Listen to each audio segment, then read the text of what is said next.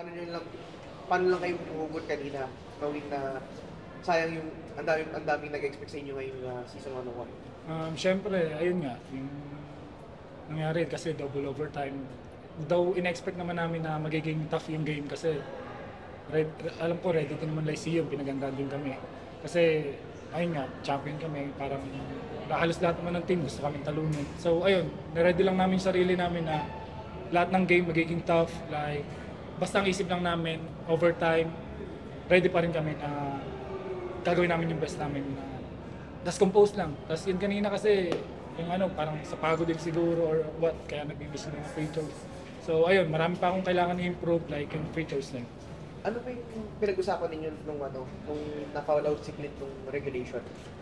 Siyempre, hindi naman porket foul out si Clint, walang mag-i-step up na other teammate namin. So ayun, stay composed lang kami na kung sino bunutin ng coaching staff namin is ready lang.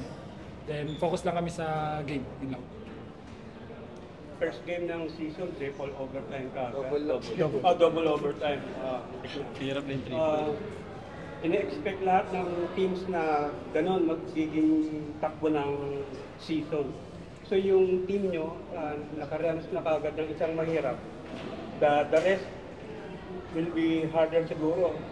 Yung team ba nakahanda talaga na go for back-to-back title? Siyempre, ayun naman talaga yung goal namin is mag back-to-back. And ayun, expect namin na lahat naman ng game magiging mahirap eh. Kasi nagre-ready din naman yung ibang team na magre-ready na kalaban kami. Siyempre, yung sa amin, ang problema namin is yung sa amin. Hindi namin iniisip yung ibang team, kundi yung team namin. Kung ano yung mga kulang pa, ano yung mga problema na kailangan namin parang i-improve pa para mas ready kami na kung ano iba to ng ibang team sa amin is yung makakounter namin. Yung mindset nyo na lalaro kayo ng group nyo tapos lilipat ng kabila, napaghandaan nyo na ba mismo? Sa ngayon kasi, ang inisip lang kasi namin is one game at a time. Kung ano yung present, ayun lang yung inisip. Hindi namin inisip yung sa ibang bracket, na kabilang bracket kung kailan namin makakalaban. Basta ang focus lang namin is one game at a time. Coach, assessment ng game. Ano po? Ano yung assessment na first match, double overtime target?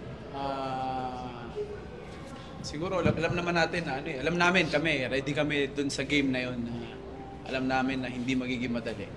And yun din yung palagi namin sinasabi sa mga players namin. And even the coaches naniniwala na kahit sino yung kalaban mo dyan, hindi magiging madali. Kasi now, we're the defending champion, di ba? Nandun sa amin lahat na siyempre yung gusto mo silang talunin, gusto ka nilang talunin. Yung desire nila na talunin ka. So walang madali sa season na to. Until the end nga, kung makikita nyo, di ba? Until last 6 seconds, hindi pa rin natin alam pare-pareho kung sino yung mananalo eh. Di ba? So we're up by 1, then nag-last shot sila, di natin alam. Eh kung shumot. So wala. Kasi tanong ko lang, paano yung magic burot na si Earl na 16 points coming off the bench? Pwede naman ang laro niya dito sa mga. Actually, alam naman namin na yung batang yun. Kasi, sobrang sipag, maganda yung character ng batang yun. So, not only EJ, not only Earl sa pass-up, syempre nandiyan yung mga ibang players namin like, Cyril Gonzalez, or lahat, from number 1 player hanggang dulo na sinasabihan namin palagi na ready kayo. Kasi anytime, pag binunot kayo, dapat ready kayo. So, thank God nag-contribute si EJ ng ganun. Dahil kung makikita nyo, maagang si Clint, maagang na foul trouble. So, kailangan talaga namin ng mga ganong players. Basic, yung sa overtime o sa double overtime, ikaw yung come through for the offense sa makuha. Do you take that kind of responsibility na kung wala yung main man ng Cardinals, ikaw yung mag-step up, or did it just come naturally to you? Siguro, parang nangyayari lang kanina is instinct lang ba? Na wala si Clint. Siyempre, hindi naman porket wala si Clint. Parang pag-focus kami na wala yung captain ball namin, star player namin. Eh, ang isip ko lang kanina is gawin lang yung pinapagawa ng coaches. Yun lang. Coach question, ano po nangyari kay Cyrus Ventura? Bakit late na po siya punas? Ano siya eh, actually hindi na namin talaga siya ipapasok. So nag-usap lang yung coaches, subukan natin. Kasi siya na rin nagsasabi na pwede siya. Pero kasi ayaw namin i-take yung risk. Galing kasi siya sa sakit. Parang 2 days before nagkaroon siya ng fever. So hindi na namin pinilit. Actually yun na yung game plan eh. Hindi namin siya pipilitin. Pero syempre, gaya nga, hindi natin alam kung ano yung sitwasyon, kung ano yung mangyayari, talagang may mga ganun kang kinakailangan. So nabunot siya.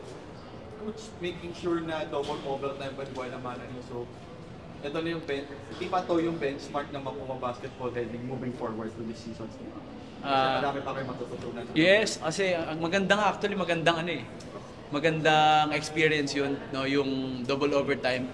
Kasi from doon nakita mo yung character ng team, which is yun naman yung lagi namin sinasabi.